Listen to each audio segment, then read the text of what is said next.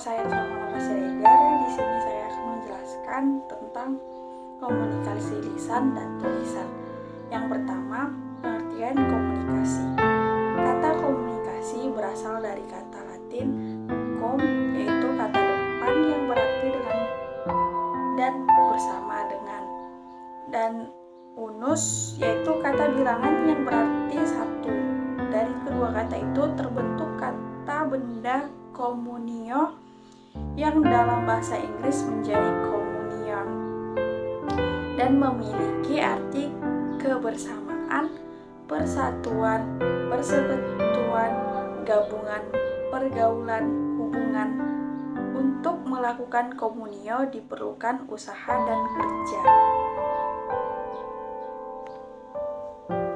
Jadi dapat didefinisikan bahwa komunikasi adalah proses penyampaian makna atau maksud dari satu orang kepada orang lain melalui perantara tertentu. Selanjutnya B. Bentuk komunikasi. Bentuk komunikasi bila ditinjau dari media penyampaiannya bisa terjadi dalam berbagai bentuk. Misalnya percakapan melalui telepon, menulis memo, membaca pengumuman mading. Menurut cara penyampaiannya, bentuk komunikasi ada dua, yaitu komunikasi nonverbal dan komunikasi verbal. Adapun penjelasannya sebagai berikut. Yang pertama, komunikasi nonverbal. Komunikasi nonverbal adalah kumpulan isyarat, gerak tubuh, intonasi suara, sikap, ekspresi muka, sentuhan, kontak mata yang memungkinkan seseorang melakukan komunikasi tanpa menggunakan kata-kata. Jadi, komunikasi nonverbal merupakan komunikasi yang terjadi tanpa menggunakan kata-kata. Selanjutnya, komunikasi verbal. Komunikasi verbal adalah komunikasi yang menggunakan simbol-simbol atau kata-kata, baik yang diungkapkan secara lisan ataupun tulisan.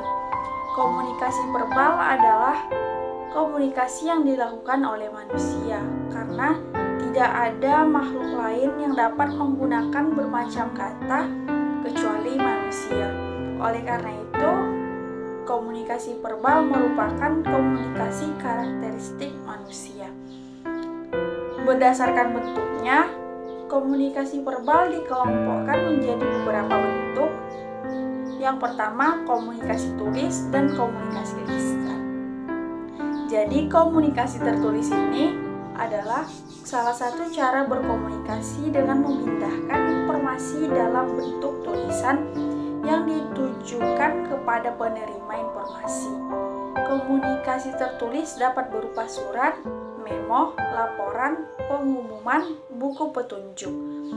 Komunikasi ini dapat terjadi tanpa adanya pertemuan antara pemberi informasi dan penerima informasi secara langsung atau face to face. Selanjutnya, komunikasi lisan. Komunikasi lisan adalah komunikasi secara langsung atau tatap muka atau biasa disebut face to face. Komunikasi lisan sering disebut dengan komunikasi antar pribadi. Cara berkomunikasi ini memiliki pengaruh yang sangat besar di antara orang yang berkomunikasi karena komunikasi ini terjadi secara langsung. Jadi partisipan dapat menanggapi dan merespon informasi baik dalam bentuk verbal maupun nonverbal yang memberikan pemahaman bersama.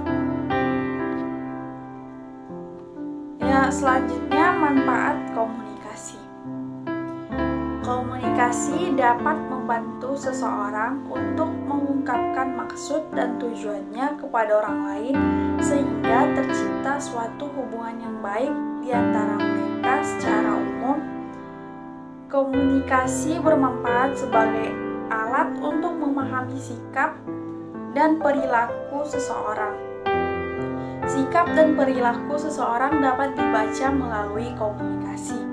Semisal, seseorang yang bersikap dingin kepada orang lain akan dapat dilihat dengan adanya komunikasi verbal verbal maupun non-verbalnya. Secara tidak sadar, mereka akan memunculkan sikap-sikap yang dapat memberi pemahaman kepada orang lain bahwa dia bersikap dingin kepada orang lain karena kemungkinan ada masalah di rumahnya. Jadi, komunikasi memiliki manfaat khusus antara lain: 1.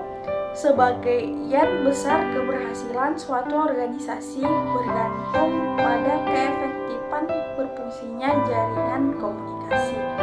Yang kedua, komunikasi tidak hanya penting dalam perencanaan, tetapi penting untuk menetapkan cara-cara melaksanakan kegiatan. Yang ketiga,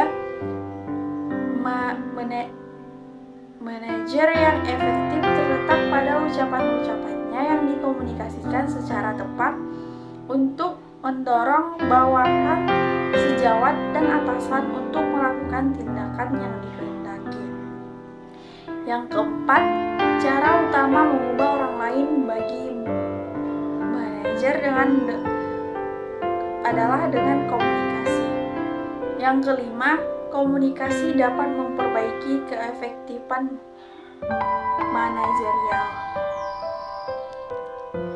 Jadi, kesimpulannya, saat kita berkomunikasi menggunakan lisan serta bisa juga dengan tulisan.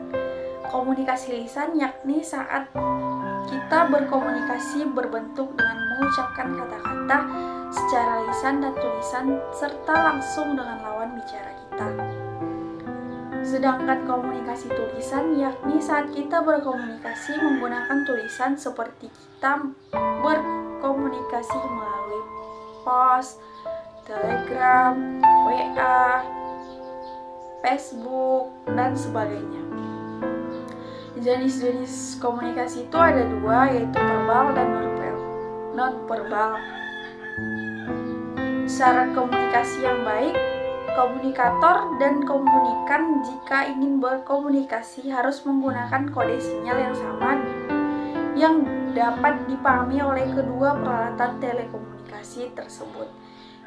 Demikian pembahasan dari saya, lebih dan kurang saya mohon maaf. Wabillahi taufiq wal hidayah. Wassalamualaikum warahmatullahi wabarakatuh. Assalamualaikum.